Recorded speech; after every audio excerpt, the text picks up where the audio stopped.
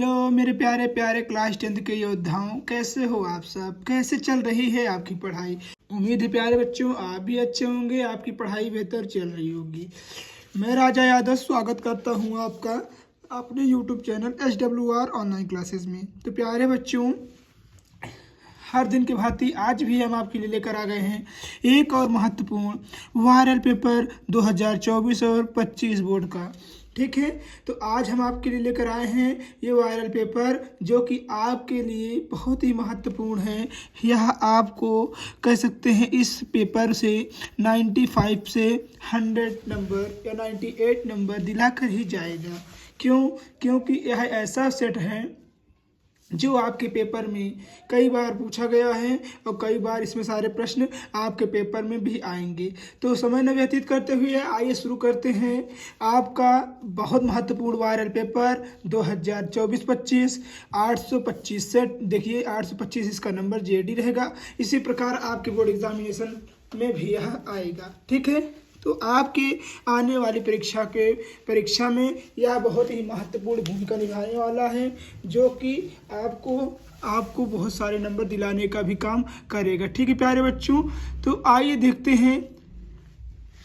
जैसे कि आपको पता है कि पेपर 3 घंटा 15 मिनट का होता है। 15 मिनट परीक्षार्थी को पढ़ने के लिए दिए जाते हैं। ठीक है, अब आइए देखते हैं इसके निर्देश क्या होते हैं। तो हमने आपको बता दिया इसके निर्देश, तो आपको पता ही होगा सब कुछ। हमने इसके पहले 1-2 सेट और करा दिया है। वो 2 सेट में आपको पता चल गया होगा कि क्या क्या निर्देश होते हैं। ठीक है प्यारे बच्चों, तो अब इसको समय इसमें न व्यतीत करते हुए इसमें आपको सारा निर्देश पता होगा। अब आइए हम चलते हैं कि क्वेश्चन आंसर की ओर चलते हैं जो हमारे पेपर में वायरल पेपर में क्वेश्चन आए हुए हैं। आइए देखते हैं एक एक क्वेश्चन करके सभी खंडों को। खंड आ जिसको हम बोलते हैं पार्ट ए, जो कि सेक्शन ए है, बहुविकल्पी प्रश्न MCQ यानी मल्टीपल चॉइस टाइप क्वेश्चन है जो कि हमारे पेपर में 20 नंबर के अब पूछे जाते हैं। पहले ये कुछ नहीं था, परंतु अब यह 2023 से पूछा जाने लगा है क्योंकि 2022 के पहले कुछ नहीं था ऐसा। ठीक है प्यारे बच्चों, 2023 से यह नया नियम आया जिसमें 20 MCQ क्वेश्चन रहते हैं। आइए देखते हैं एक एक करके बहुविकल्पी प्रश्न जो कि हमारे बोर्ड एग्जामिनेशन में पूछने जाने वाले हैं। तो क्या कह रहा है, नीचे दिए गए प्रश्नों के प्रत्येक प्रश्न के 4 विकल्प दिए गए हैं। सही विकल्प चुनकर OMR शीट पर उत्तर पर क्या करना है, चिन्हित करना है। आइए एक एक करके देखते हैं। तो पहला क्वेश्चन क्या कह रहा है, वियना की संधि कब हुई थी? क्या 1839 में हुई थी, 1815 में हुई थी, या 1834 ईस्वी में हुई थी, या 1900 ईस्वी में हुई थी? तो इसका आंसर जो सही रहेगा उसे आप कहाँ टिक करेंगे? देखिए कुछ इस प्रकार ऐसे 4 OMR शीट में 4 गोला रहेगा। मान लीजिए हमारा आंसर इसमें से कोई से भी, मान लीजिए हम ये एग्जैक्ट नहीं बता रहे हैं, हम आपको बता रहे हैं। मान लीजिए हमारा आंसर मान लीजिए B ठीक है। ठीक है, B अगर हमारा ठीक है तो हमारा यहाँ पर देखिए B ऑप्शन है ना, तो इसी प्रकार इसको हम B को क्या कर देंगे, फिल कर देंगे। हम B को फिल करते हैं तो हमारा ये आंसर क्या हो जाएगा, सही हो जाएगा। परंतु अगर आप इसे न टिक करके देखिए B में है, B में टिक किए परंतु सोच रहे हैं आप इसको भी टिक कर दें, इसको भी भर दें, तो ये आपका आंसर गलत हो जाएगा प्यारे बच्चों। आपको सिर्फ एक ही गोला फिल करना है। ठीक है, दूसरा नंबर क्वेश्चन आइए देखते हैं। दूसरा नंबर क्वेश्चन देखिए क्या कह रहा है, हिंद स्वराज पुस्तक के लेखक हैं महात्मा गांधी, सरदार पटेल, सुभाष चंद्र बोस या बाल गंगाधर तिलक? तो इस हिंद स्वराज पुस्तक के रचयिता कौन है या कह सकते हैं लेखक कौन है? तो जो इसके लेखक होंगे, आप हमें तो पता है, आपको अगर नहीं पता है तो कमेंट कर दीजिएगा, हम आपको आंसर बता देंगे। नहीं तो आप गूगल से देखकर हमें कमेंट कर सकते हैं कि इसका आंसर क्या होगा। तो यदि आपको आएगा तो बहुत अच्छी बात है, नहीं आ रहा तो गूगल से देख लीजिए, यह पूरा आपको दिला कर जाएगा 1 नंबर। ठीक है, तीसरा क्वेश्चन देखिए क्या कह रहा है। तीसरा क्वेश्चन कह रहा है रिंडर पेस्ट का संबंध है पेड़ पौधों की बीमारी से, मवेशियों की बीमारी से, महामारी से, या इनमें से कोई नहीं? तो रिंडर पेस्ट का संबंध जिससे होगा आप उसे प्लीज़ कमेंट में बता दीजिएगा, नहीं आएगा तो भी बता दीजिएगा, हम इसका पूरा सोल्यूशन आपके लिए लेकर आएंगे। ठीक है प्यारे बच्चों, चौथा नंबर देखिए क्वेश्चन क्या कह रहा है, गुमास्ता क्या है? गुमास्ता क्या है? क्या बुनकर है?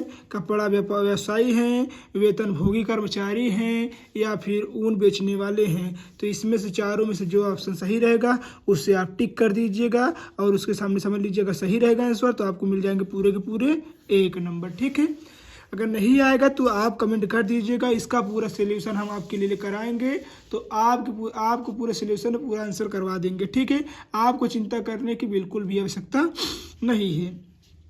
5वां नंबर क्वेश्चन देखिए क्या कह रहा है गुलामगिरी पुस्तक के लेखक कौन है? आप कह रहे होंगे सर ये तो हिंदी है क्या जो बार बार पुस्तक के लेखक इसका मतलब पूछ रहा है। नहीं प्यारे बच्चों, सामाजिक विज्ञान में भी ऐसे होता है, सोशल साइंस में भी बहुत सारे क्वेश्चन ऐसे पूछे जाते हैं, आपको हड़बड़ाने की बिल्कुल भी ज़रूरत नहीं है। क्या कह रहा है? गुलामगिरी पुस्तक के लेखक कौन है? क्या सरदार पटेल जी हैं, महात्मा गांधी जी हैं, या सावित्री भाई फुले जी हैं या ज्योतिबा भाई फुले जी हैं? तो इस हम गुलामगिरी पुस्तक का सही लेखक सही बात है, तो इसका ज्योतिबा भाई फुले शायद इसका सही आंसर होगा। ठीक है प्यारे बच्चों, बीच बीच में हम आपको बताते रहेंगे 1-2 क्वेश्चन जिससे आपको परेशानियां ना हो।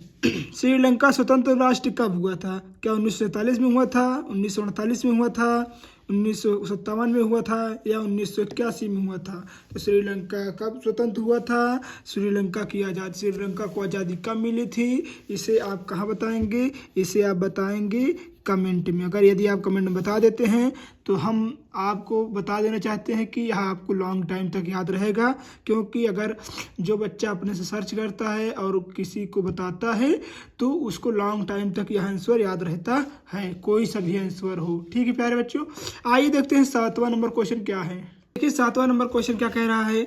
भारत में लोकतांत्रिक विकेंद्रीकरण हेतु किया गया संवैधानिक प्रावधान है। महिलाओं का संसद में प्रतिनिधित्व क्या ये है संवैधानिक प्रावधान, या स्थानीय स्वशासी यहाँ देखिए स्वशासी निकायों को संवैधानिक दर्जा तथा नियमित चुनाव क्या ये है संवैधानिक प्रावधान?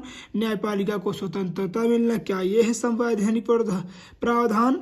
या केंद्र तथा राज्य के कार्यों का वर्गीकरण क्या ये है? तो प्यारे बच्चों, ये क्वेश्चन ऐसा क्वेश्चन है जो कई सालों से हमारे पेपर में पूछा गया है। इस बार देखिए इस बार भी यह क्वेश्चन हमारे सेट में आया है। अगर आप इसे कर लेते हैं तो आपको मिलेंगे पूरे के पूरे 1 नंबर। तो प्यारे बच्चों, आइए देखते हैं 8वां नंबर क्वेश्चन क्या कह रहा है। कह रहा है भारत में संविधान की दृष्टि से कौन सा कथन सही है? सनातन भारत का राजकीय धर्म है। क्या भारत का जो सनातन धर्म है वो सनातन धर्म भारत का राजकीय धर्म है? या बी नंबर अल्पसंख्यकों को उनकी जनसंख्या के अनुरूप प्रतिनिधित्व है? या तो कह सकते हैं सी नंबर देखिए धर्म के आधार पर भेदभाव का अभाव? या डी नंबर ईसाइयों को विशेषाधिकार यानी ईसाइयों को विशेष अधिकार मिला है? तो इसमें से जो आंसर सही रहेगा प्यारे बच्चों उसे आप क्लिक कर दीजिए, यानी कह सकते हैं कि आप सही आंसर का टिक लगा दीजिएगा। अगर नहीं आएगा तो आप कमेंट कर दीजिएगा। इसका पूरा का पूरा जब हम सोल्यूशन लेकर आएंगे तो आपको पूरा का पूरा सोल्यूशन करवा देंगे। ठीक है प्यारे बच्चों, आपको चिंता करने की कोई भी बात नहीं है। देखिए 9 नंबर क्वेश्चन क्या कह रहा है। क्वेश्चन नंबर 9, थोड़ा जुकाम हो गई उससे आप मैनेज कर लीजिएगा। 9 नंबर देखिए, निम्नलिखित में से कौन सा बड़ा लोकतांत्रिक देश है? भारत, अमेरिका, ब्रिटेन या श्रीलंका? तो सबसे बड़ा लोकतांत्रिक देश कौन सा है जहां पर कह सकते हैं डेमोक्रेसी में लोकतांत्रिक होता है ना प्यारे बच्चों? तो भारत ही सबसे बड़ा लोकतांत्रिक देश माना जाता है, परंतु शायद अब चेंज हो गया हो तो आप प्लीज़ गूगल से क्या कर लीजिएगा, निकाल लीजिएगा, नहीं तो अपने बुक्स देख लीजिएगा, नहीं अपने सर से अपने क्लास टीचर से पूछ लीजिएगा, जो आंसर सही रहेगा उससे आप कर दीजिएगा। क्योंकि पहले भारत था, हो सकता है अब अमेरिका हो गया हो। तो प्यारे बच्चों, इसे आप अपने आप जरूर इसे खोजने की कोशिश जरूर करिएगा। अगर खोजने की कोशिश करेंगे तो आपको लॉन्ग टाइम तक याद रहेगा। आइए देखते हैं क्वेश्चन नंबर 10। क्वेश्चन नंबर 10 क्या कह रहा है प्यारे बच्चों? कह रहा है एक दलीय व्यवस्था बढ़ावा देती है किसको? लोकतांत्रिक व्यवस्था को। अधिनायकवादी व्यवस्था को, अधिनायकवादी व्यवस्था को, कुलीन तंत्र को या राजतंत्र को? तो इसमें से जो आंसर सही रहेगा उसे आप टिक कर दीजिएगा और आपको मिल जाएंगे पूरे के पूरे 1 नंबर। 11 नंबर क्वेश्चन देखिए क्या कह रहा है। कह रहा है श्वेत क्रांति किसे कहते हैं। देखिए श्वेत मतलब क्या होता है। श्वेत मतलब यहाँ देखिए आप कभी कभी इंग्लिश भी पढ़ लिया करिए। देखिए व्हाइट मीन्स क्या होता है, सफ़ेद। सफ़ेद होता है दूध। क्या मत्स्य सफ़ेद होता है? नहीं। गेहूँ सफ़ेद होता है? नहीं। मोटा अनाज सफ़ेद होता है? नहीं। तो क्या होता है? दुग्ध उत्पादन। तो इसका आंसर सही क्या हो जाएगा? दुग्ध उत्पादन से है। तो श्वेत क्रांति किससे है? दुग्ध उत्पादन से है। अगर यहीं पर अभी हरित क्रांति दिया होता तो हरित क्रांति किससे वो है, तो आप लिख दीजिएगा, चाहे तो लिख लीजिएगा मोटा अनाज लिख दीजिएगा, नहीं तो गेहूँ लिख दीजिएगा। ठीक है। और वहाँ पर पीली क्रांति भी होता है। पीली क्रांति गेहूँ होता है, हरी क्रांति मोटा अनाज होता है। ठीक है। और इसी प्रकार अभी होता है एक क्रांति और होती है क्या? मत्स्य क्रांति होती है, जिसे हम बोलते हैं। तो आप वहाँ पर मछली लिख सकते हैं। 12 नंबर क्वेश्चन क्या कहता है। सोपान कृषि की जाती है। सोपान कृषि की जाती है किसमें? उत्खाद भूमि पर, ढाल वाली भूमि पर, मैदानी भूमि पर, मरुस्थलीय भूमि पर। तो जो सोपान खेती होती है, सोपान बोले तो टेरेक। देखिए ऐसी खेती कहाँ पर की जाती है? सोपान। तो आप इसमें जो आंसर सही रहेगा उसे आप जरूर से जरूर बताने की कोशिश करिएगा। ठीक है प्यारे बच्चों। 13 नंबर क्वेश्चन देखिए। हौज खास जलीय निकाय स्थित है। उड़ीसा में, राजस्थान में, कर्नाटक में, दिल्ली में। तो जो हौज होता है वो कहाँ स्थित होता है, इसे आप कमेंट में ज़रूर बता दीजिएगा। देखिए प्यारे बच्चों, अगर आपका कमेंट 100 से कमेंट से ऊपर रहा तो इसका सोल्यूशन हम आपको ज़रूर से ज़रूर लेकर आएंगे। ठीक है। सबसे लंबा राष्ट्रीय जलमार्ग है। हल्दिया से इलाहाबाद, सदिया से दुबरी, केरल से पश्चिम तटीय नहर, देखिए काकीनाडा से पंडुचेरी। तो इसका जो आंसर सही रहेगा उसे आप टिक कर दीजिएगा और उसमें मिल जाएंगे आपके पूरे 1 नंबर। देखिए टिक नहीं करना है, आपको इसमें गोला भरना है। तो इसमें जो आंसर सही रहेगा उससे आप ऐसे करके फिल कर दीजिएगा। ठीक है। उसी प्रकार आपको मिल जाएंगे 1 नंबर। आइए देखते हैं क्वेश्चन नंबर 15। तो आइए देखते हैं क्वेश्चन नंबर 15 बच्चों। कह रहा है भारत की इलेक्ट्रॉनिक राजधानी है। आप कह रहे होंगे सर आर्थिक राजधानी सुना है, आर्थिक राजधानी सुना है, राजधानी सुना है, इलेक्ट्रॉनिक राजधानी। तो हाँ प्यारे बच्चों, इसका एक इलेक्ट्रॉनिक राजधानी भी भारत में है। क्या हैदराबाद है, बेंगलुरु है, दिल्ली है या पुणे है। तो इसमें से जो आंसर सही रहेगा आप इसे ज़रूर से ज़रूर बता दीजिएगा, क्योंकि यह पेपर में पहली बार पूछा गया है भारत की इलेक्ट्रॉनिक राजधानी। यह आपको इस बार भी पूछ सकता है, क्योंकि यह न्यू प्रश्न जल्दी से बना हुआ है, अभी अपडेट प्रश्न ही बना हुआ है। ठीक है। 16 नंबर देखिए। अंतर्राष्ट्रीय व्यापार को उदार बनाने का उद्देश्य है।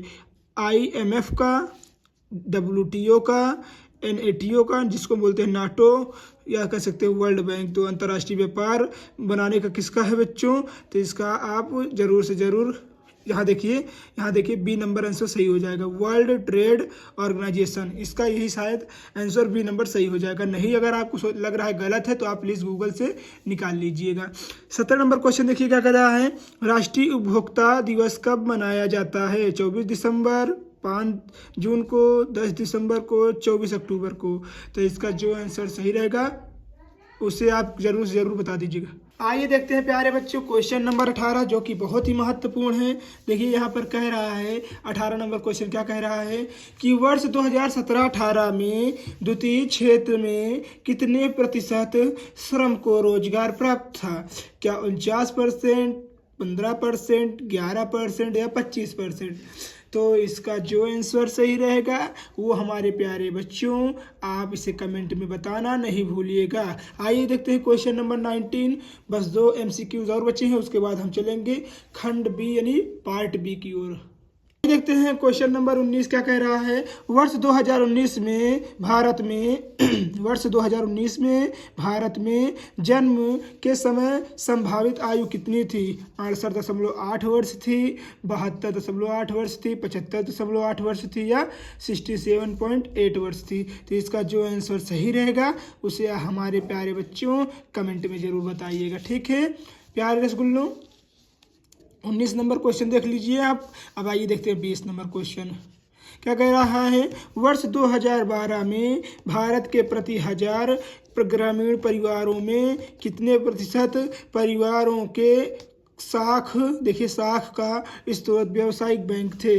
देखिए साख मतलब क्या होता है, शाखा जो होता है परिवार। देखिए जैसे कोई भी बैंक शाखा हो गई तो उसका व्यावसायिक बैंक थे कि कौन, 33%, 25%, 18% या 40%।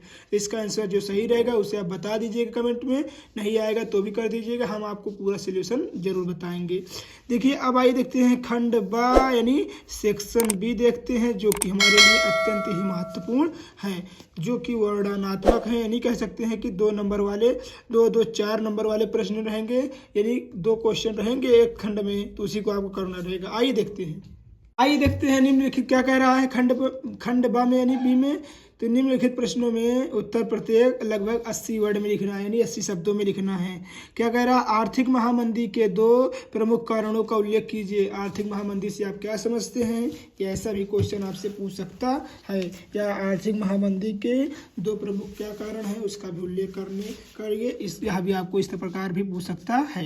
अगर ये नहीं आ रहा है तो यहाँ देखिए अथवा भी दिया है, अथवा में भी आप इसे लिख सकते हैं। क्या, भारत की अर्थव्यवस्था पर महामंदी के 2 प्रमुख प्रभावों का उल्लेख कीजिए। देखिए किसी प्रकार से भी आपसे महामंदी से क्वेश्चन आ सकता है, भारत पर आ गया, हो सकता है उत्तर प्रदेश, सिर्फ उत्तर प्रदेश के लिए आ जाए, उत्तर प्रदेश की अर्थव्यवस्था पर महामंदी के 2 प्रमुख कारण बताइए, ये भी आ सकता है। तो प्यारे बच्चों आप हर प्रकार से तैयार रहिए, क्वेश्चन किसी भी प्रकार से आपसे पूछा जा सकता है। और यह क्वेश्चन कितने नंबर का है प्यारे बच्चों, देखिए 4 नंबर का क्वेश्चन है, 2 + 2 यानी 4 नंबर का क्वेश्चन रहेगा, एक क्वेश्चन 4 नंबर का। ठीक है, आइए देखते हैं दूसरा नंबर क्वेश्चन क्या है। देखते हैं दूसरा नंबर क्वेश्चन। देखिए प्यारे बच्चों क्या कह रहा है राजनीतिक दलों से आप क्या समझते हैं। राजनीतिक दल किसे कहते हैं, तो ऐसे दल जो हमारे राजनीतिज्ञों द्वारा बनाया जाता है उसे हम राजनीतिक दल कहते हैं।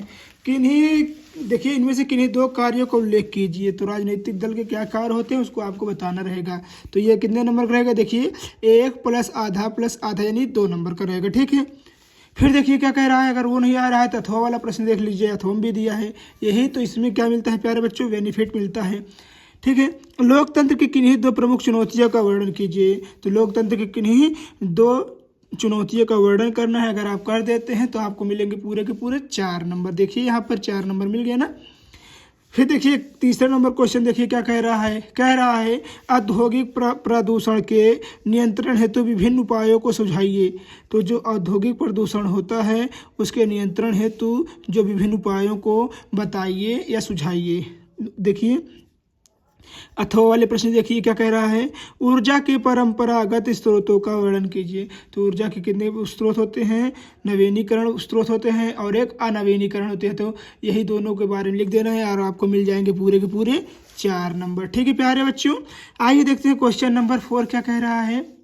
देखिए क्वेश्चन नंबर 4 कह रहा है विदेशी व्यापार से आप क्या समझते हैं। तो ऐसा व्यापार जो देश और विदेश यानी एक देश से दूसरे देशों से किया जाता है उसे कहते हैं विदेशी व्यापार। यानी ऐसा व्यापार जो दूसरे देशों से अपने देश में लाया जाता है या अपने देश से दूसरे देश में किया जाता है उसे कहते हैं विदेशी व्यापार। ठीक है, भारत के विदेशी व्यापार की अभिनव प्रवृत्तियों का उल्लेख कीजिए। तो भारत में किस प्रकार विदेशी व्यापार फैला है या किस प्रकार विदेशी व्यापार हो रहा है उसके बारे में अगर आप बता देते हैं तो आपको पूरे के पूरे मिलते हैं 4 नंबर। नहीं आ रहा है प्रश्न कोई बात नहीं, नीचे देखिए ये कितना सरल क्वेश्चन है, कितना अच्छा क्वेश्चन है।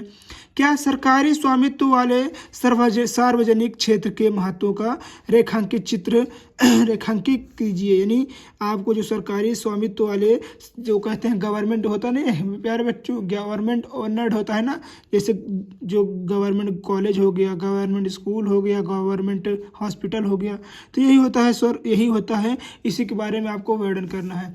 अब आइए देखते हैं डिस्क्रिप्टिव पैराग्राफ 2 देखते हैं। 5वां नंबर क्वेश्चन देखिए क्या कह रहा है प्यारे बच्चों, कह रहा है यूरोप में राष्ट्रवाद के उदय का इटली एवं जर्मनी के एकीकरण का योगदान। तो इसको हमने करवा दिया है, अगर आप नहीं देखे हैं तो हमारे नीचे चैनल पर डिस्क्रिप्शन में आप जाकर देख सकते हैं, नहीं तो आपको वीडियो प्लेलिस्ट में भी मिल जाएगी। ठीक है, अगर ये नहीं आ रहा है तो यहाँ देखिए अथवा भी दे रहा है। ये देखिए प्यारे बच्चों ये 6 नंबर का क्वेश्चन है, कितना सरल क्वेश्चन है, बस आपको 150 वर्ड में लिखना है और 6 नंबर मिल जाएंगे आसानी से। भारतीय राष्ट्रीय आंदोलन में महात्मा गांधी द्वारा चलाए गए 3 प्रमुख आंदोलनों का प्रकाश डालिए। देखिए भारतीय, जैसे देखिए असहयोग आंदोलन हो गया, अंग्रेजों भारत छोड़ो आंदोलन हो गया, ठीक है, चंपारण आंदोलन हो गया। 3 आंदोलन देख लीजिए, मैंने लिख दिए 3 आंदोलन और आपको मिल जाएंगे पूरे के पूरे देखिए 6 नंबर। 2-2 कह सकते हैं, एक आंदोलन के 2 नंबर मिलते हैं, तो 3 आंदोलन के आपको मिलेंगे टोटल 6 नंबर। ठीक है प्यारे बच्चों, अब आइए देखते हैं क्वेश्चन नंबर 6, जो कि बहुत ही महत्वपूर्ण क्वेश्चन है। देखिए 6ठा नंबर क्वेश्चन क्या कह रहा है, लैंगिक असमानता से आप क्या समझते हैं। लैंगिक असमानता से आप क्या समझते हैं। भारतीय राजनीतिक व्यवस्था में महिलाओं के प्रतिनिधित्व पर प्रकाश डालिए। तो लैंगिक असमानता जैसे कि हो गया मेल फीमेल, यही होता है लैंगिक असमानता। जैसे कि प्यारे बच्चों, जैसे देखिए पहले हमारा अनुपात था कितना, 1000 पुरुषों पर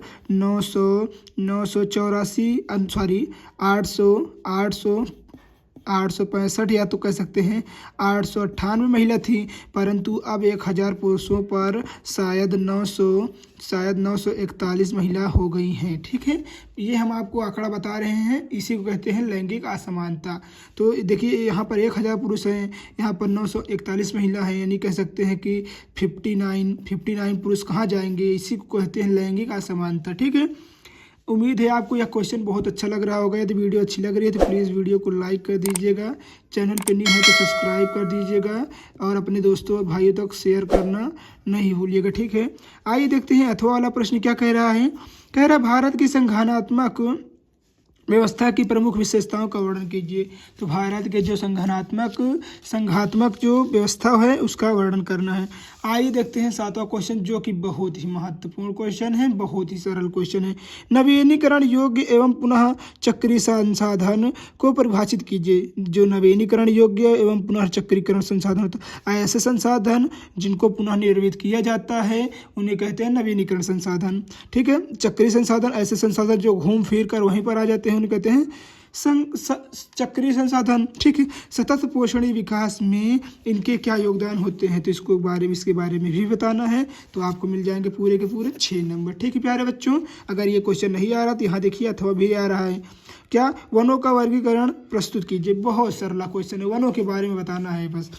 वन संरक्षण में सामुदायिक भूमिका की विवेचना कीजिए। देखिए जैसे अभी हमारे पास बिजनोई समाज हो गया, बिजनोई समाज जो है वो काले हिरण को बहुत कह सकते हैं बहुत ज़्यादा प्रोटेक्शन देता है। इसी प्रकार भी केस भी चल रहा था लॉरेंस बिजनोई और सलमान खान के बीच। तो प्यारे बच्चों, इसी प्रकार से वो जैसे ये समुदाय हो गए ना बिजनोई समुदाय, इसी प्रकार से किस प्रकार कौन कौन समुदाय, जैसे बिरसा मुंडा समुदाय हो गया, तो ये लोग पहले ज़माने में अभी भी वनों का बहुत ज़्यादा संरक्षण करते हैं। तो ये ऐसे ही होता है, इसी प्रकार आपको बना कर लिख देना है और आपको मिल जाएंगे पूरे के पूरे कितना नंबर, 6 नंबर। ठीक है, आइए देखते हैं 8वां नंबर क्वेश्चन क्या कह रहा है। औपचारिक तथा अनौपचारिक साक्ष्य में विभेद कीजिए। तो औपचारिक साक्ष्य क्या होता है, अनौपचारिक साक्ष्य क्या होता है, आपको विभेद कीजिए, इसकी विभिन्न स्रोतों का वर्णन भी कीजिए। तो औपचारिक और अनौपचारिक के बारे में अंतर स्पष्ट कर देते हैं। तो आपको मिल जाएंगे पूरे के पूरे कितने नंबर प्यारे बच्चों, पूरे के पूरे 6 नंबर। ठीक है, नहीं कर पाते हैं तो यहाँ कोई दिक्कत बात नहीं है। देखिए नीचे भी दिया है अथवा वाले प्रश्न में क्या कह रहा है, संगठित तथा असंगठित क्षेत्र के रोजगार में अंतर स्पष्ट कीजिए। तो ऐसे कह सकते हैं क्षेत्र जहाँ पर कोई संगठित क्षेत्र, जहाँ पर कोई भी योजना आती है तो सभी में वितरित की जाती है, उसे कहते हैं संगठित क्षेत्र। इसी प्रकार आप इसे बना लीजिएगा। ठीक है, आइए देखते हैं क्वेश्चन नंबर 9। अरे बच्चों 9 क्वेश्चन में क्या दिया हमको, तो 9 क्वेश्चन हमको दिया है मानचित्र दिया है, जो कि हमको यहाँ देखिए क्या कह रहा है, प्रश्न संख्या 9A तथा 9B मानचित्र से संबंधित है। तो आपको 1 देखिए 2 3 4 5 यानी 10 नंबर का मानचित्र आएगा, जो आपके लिए बहुत ही महत्वपूर्ण होगा। देखिए आप कहेंगे तो हम आपके लिए मानचित्र अवश्य लेकर आएंगे, बहुत महत्वपूर्ण मानचित्र है। इसको हम आपको एक मैप में पूरा मानचित्र समझा देंगे। कह रहा है वह जनपद जहाँ चौरा चौरी कांड हुआ था, तो आप इसके लिख सकते हैं गोरखपुर। क्या लिख सकते हैं, गोरखपुर। ठीक है, गोरखपुर में चौरी चौरा हत्याकांड हुआ था। तो आप वहाँ पर मैप में हम आपको फिल करके दिखाएंगे, यदि आपका 100+ कमेंट जाता है तो। वह नगर जहां जलियांवाला बाग हत्याकांड हुआ था। तो पंजाब के अमृतसर, यहाँ देखिए लिखा है, किसी बच्चे ने लिखा है पंजाब के अमृतसर में। तो वह स्थान जहां 1929 में भारतीय राष्ट्रीय कांग्रेस अधिवेशन हुआ था। तो आप इस प्रकार इसको भी लिख सकते हैं। वह स्थान जहां सर्वप्रथम असहयोग आंदोलन हुआ था, इसको लिख सकते हैं। वह स्थान जहां गांधी जी ने नमक कानून तोड़ा था। तो आप डांडी लिख सकते हैं, डांडी में हुआ था ये सब ना। तो इस प्रकार अगर आप स्पष्ट छाप देंगे, लिख देंगे, नहीं आपको यहाँ दर्शा देंगे ऐसे करके, तो आपको मिल जाते हैं पूरे के पूरे 10 नंबर। ठीक है, नहीं आएगा तो कमेंट कर दीजिएगा, पूरा का पूरा सोल्यूशन हम आपके लिए लेकर आएंगे। आइए देखते हैं 9 का बी। देखते हैं 9 का बी में क्या कह रहा है। भारत के मानचित्र के निर्देश दिए गए हैं। देखिए, भारत में स्थित आणविक ऊर्जा संयंत्र को किससे स्टार से चिन्हित किया गया है।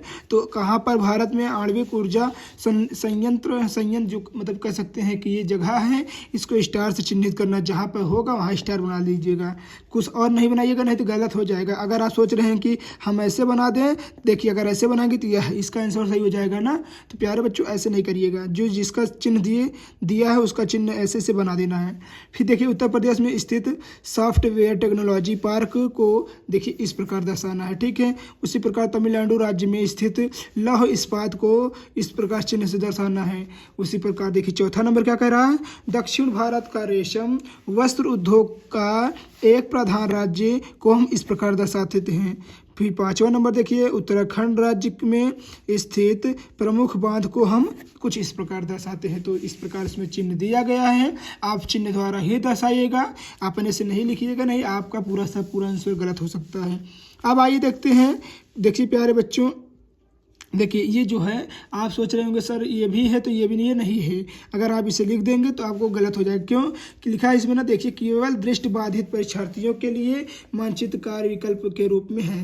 यानी जो अंधा व्यक्ति है, जो अंधे बच्चे होते हैं या जो देखने में स्पष्ट नहीं है, तो उनके लिए है मानचित्र। ठीक है, तो आप इसे नहीं करिएगा, नहीं आपका आंसर पूरा का पूरा गलत हो जाएगा। बच्चों आज की वीडियो में बस इतना ही, मिलते हैं किसी और मज़ेदार वीडियो में। अगर वीडियो आपको अच्छी लगी हो तो प्लीज़ वीडियो को लाइक कर दीजिएगा, चैनल पे नहीं हो तो सब्सक्राइब करना नहीं भूलिएगा, और अपने भाइयों और दोस्तों तक शेयर अवश्य करिए, क्योंकि प्यारे बच्चों जितना आप शेयर करे रहेंगे उतना ही यह चैनल हमारा ग्रो होने में सहायता मिलेगी। ठीक है, यदि वीडियो आपको अच्छी लगी हो तो प्लीज़ वीडियो को लाइक कर दीजिएगा, चैनल को सब्सक्राइब कर दीजिएगा और शेयर करना नहीं भूलिएगा। Thank you.